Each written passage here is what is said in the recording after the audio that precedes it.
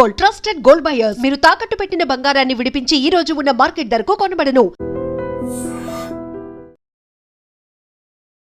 కాకపోతే ఇక్కడ double standard ఏమన్నా ఉందా అని మీరు చెప్పినట్టుగా వాళ్ళని పంపించేస్తున్నారు, లేకుంటే స్టూడెంట్స్ని రానివ్వట్లేదు, అక్కడ ఉన్నటువంటి వీసాలను కట్ డౌన్ చేస్తున్నారు అనే దాంతో పాటుగా ట్రంప్ మనతో మాట్లాడడానికి ఇంట్రెస్ట్ చూపిస్తున్నారు. 4 సార్లు మోదీకి కాల్ చేశారంట. ఇలాంటి వార్తలు కూడా ఇవాళ ట్వీట్ చేశారు కదా ట్రూత్ సోషల్లో, నేను మోదీతో మాట్లాడబోతున్నాను next week and I'm very happy to will do the trade deal with India very soon అన్న. నవంబర్ డెడ్ లైన్ మనం ఆల్రెడీ పెట్టుకున్నాం ముందే.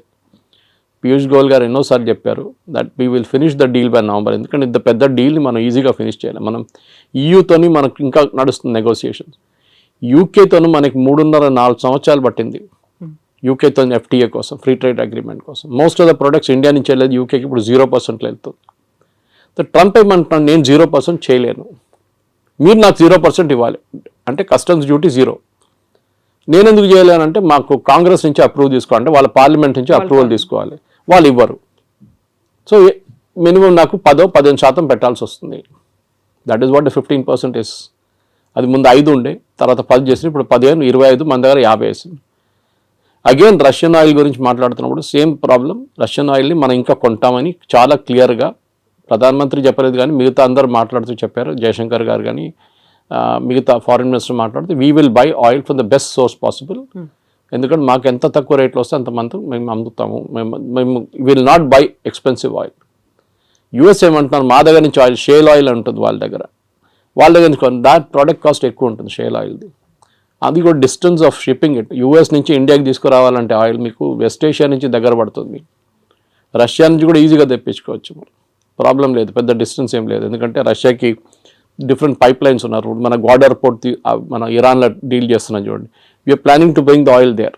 అక్కడి నుంచి మనం ఇక్కడ తీసుకురావడానికి భారతదేశం 2 రోజులు వచ్చేస్తుంది షిప్, మిగతాది 6 రోజులు 7 రోజులు తీసుకుంటుంది అనమాట. So it's all a big process.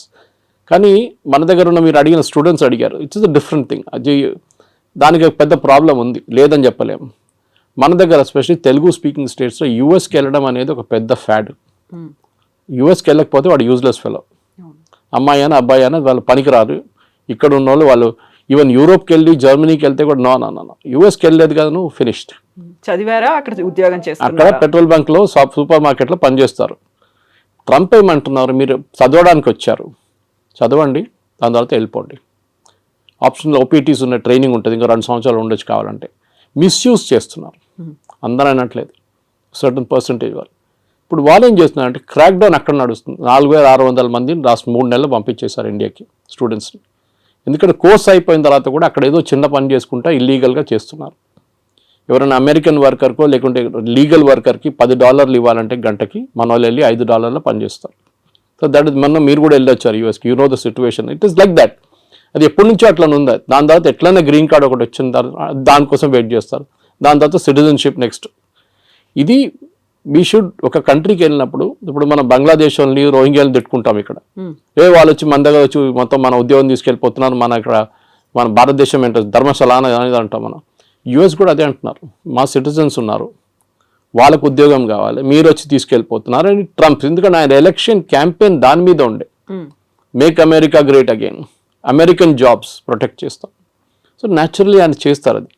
కానీ మన దగ్గర ఏముండాలంటే high end skills, chip design ఉండొచ్చు, ఏఐ బేస్డ్ వర్క్ ఉండొచ్చు, రోబోటిక్స్ ఉండొచ్చు. దాంట్లో హై అండ్ వర్క్ చేసేటోళ్ళని ఇప్పుడు అడుగుతున్నారు. వాళ్ళంతా మిగతా లో అండ్ మాకు వద్దు. ఇది దుబాయ్లో కూడా జరిగింది.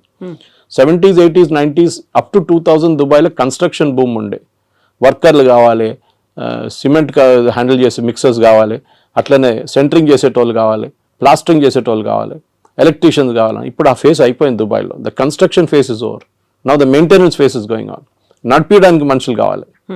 So that skill is different అన్నమాట. మన వాళ్ళు ఏం చేస్తున్నారంటే ఇప్పుడు కూడా చదవడానికి ఎందుకు వెళ్తారు, కొన్ని యూనివర్సిటీస్ అసలు పేపర్లో కూడా ఉండదు, అట్లాంటి యూనివర్సిటీ కూడా వెళ్ళరు.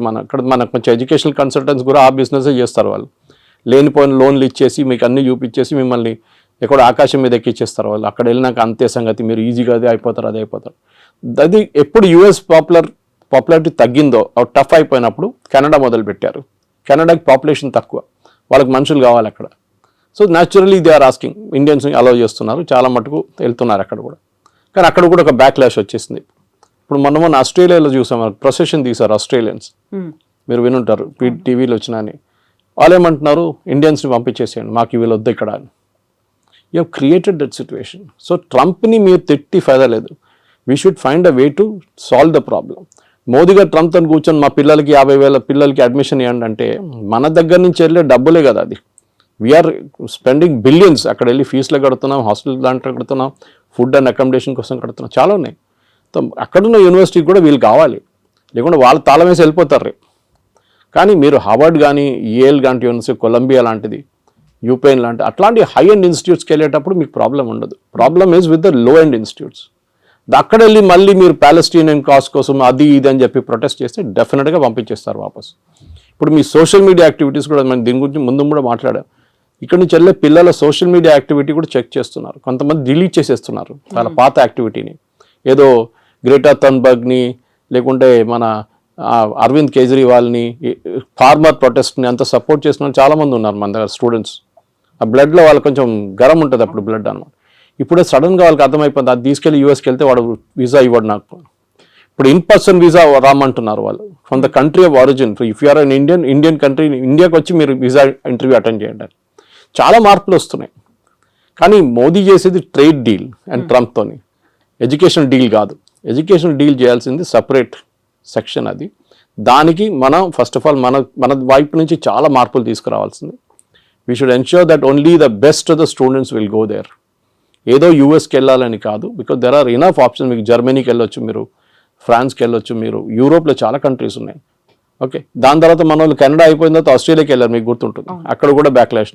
So let us not build a system wear Indians అనగానే వీ డోంట్ వాంట్ దమ్ అని చెప్పకుండా మనం ట్రేడ్ డీల్ కానివ్వండి, ఎడ్యుకేషనల్ డీల్ కానీ అన్ని చేయించుకోవాల్సి వస్తుంది. సో ఇక్కడే మనం చాలా స్టబర్న్గా ఉన్నాం. మోదీ స్టబర్న్గా ఉన్నాడు కాబట్టి అక్కడ కొంచెం టోన్ డౌన్ చేశాడు ట్రంప్. మనకి ఇప్పుడు తప్పని పరిస్థితుల్లో అనివార్యత ఉంది కాబట్టి మన దగ్గరకు వస్తున్నారు అనేది. జియో పాలిటిక్స్ అదే ఉంటుందండి.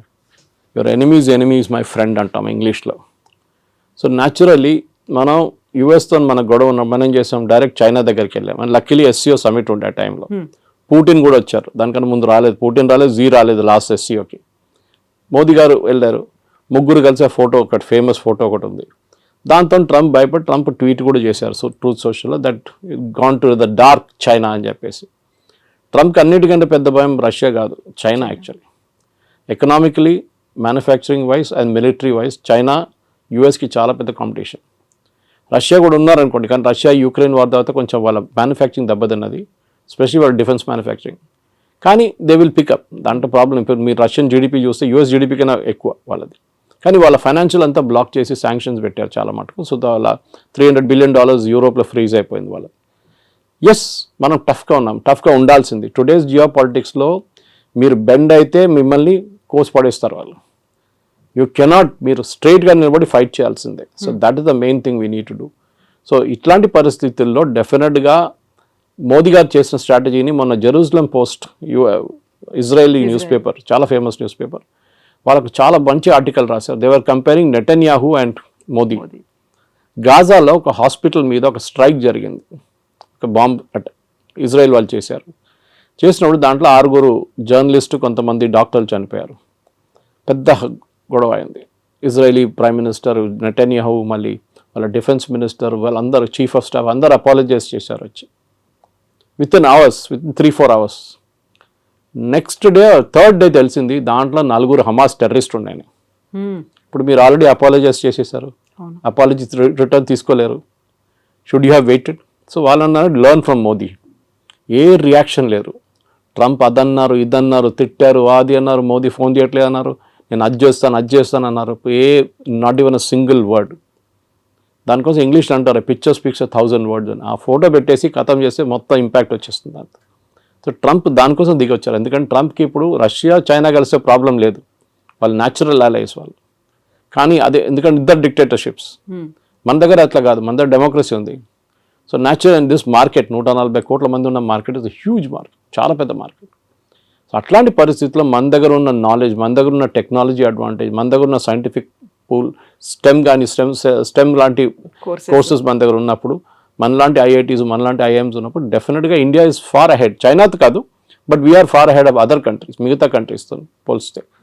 కానీ ఎస్, చైనాతో మనకి ఇంకా చాలా క్యాచింగ్ అప్ ఉంది. ఎస్పెషల్లీ మ్యానుఫ్యాక్చరింగ్లో మనం 30 సంవత్సరాలు బిట్వీన్ 1970 అండ్ 1991 మనం we lost lot of time 60 నుంచి 90 దాకా మన మ్యానుఫ్యాక్చరింగ్ పెద్దగా దెబ్బతిన్నాం. మన ఈ సోషలిస్ట్ మోడల్కి వెళ్ళి రష్యన్ మోడల్ తీసుకొని పెద్ద పెద్ద స్టీల్ ప్లాంట్లు అన్నీ కట్టాం. That has become useless now.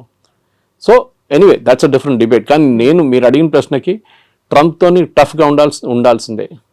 ఎక్కడికి ఎవరెవరు టఫ్గా ఉంటారో వాళ్ళతో ట్రంప్ దిగొస్తారు. చూసాం మనం దీనికన్నా ముందు కూడా.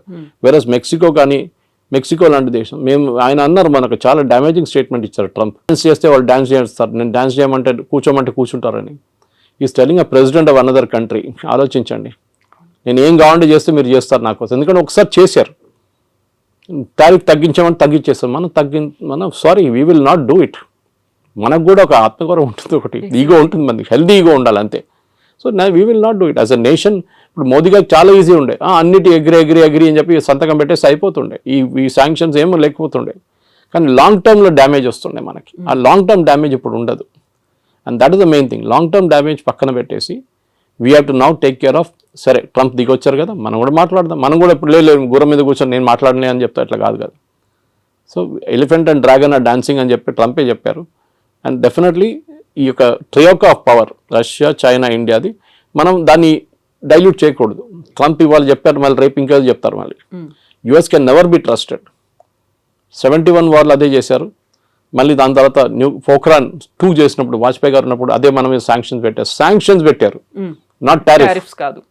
అంటే మీరు ఒక ప్రోడక్ట్ కొనలేరు, అమ్మలేరు. ఆ పరిస్థితికి వచ్చేసాం మనం కంప్లీట్గా. మన క్రయోజెనిక్ ఇంజిన్స్ కావాలంటే మొత్తం ఆపేశారు. నంబి నారాయణ గారిని కేసులు ఇరికిచ్చారు యుఎస్ వాళ్ళు, సిఏ యూజ్ చేసి.